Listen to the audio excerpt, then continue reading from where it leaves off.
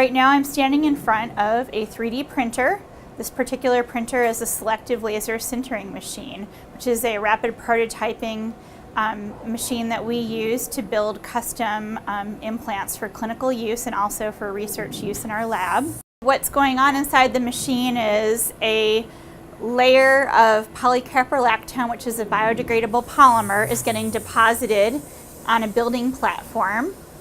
And a laser is then passing over that in a 2D pattern to melt the powder, and it's building up the tracheal splint layer by layer in the Z direction. You can see the faint shadows of the 2D cross sections of the tracheal splint on the build platform. And in a few moments, you'll see those areas start to darken as the laser traces out its 2D path, outlining the cross-section of the next layer on the build platform.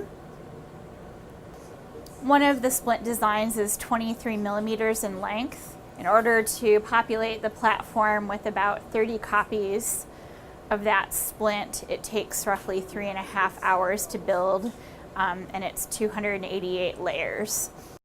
So our 3D printing of the tracheal splint build is done, and I'm going to open up the machine. Opening the door, and now I'm carrying the build platform out of the machine. Now I'm putting the build platform into our sieve, which will help us separate the parts from the unsintered powder. This is a hydraulic platform that's raising the platform up.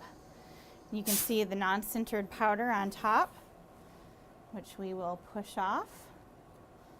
So now I'm just using some forceps to take some of these splint designs out of the powder bed, and you can see that the non-sintered powder is loose and it comes off relatively easily.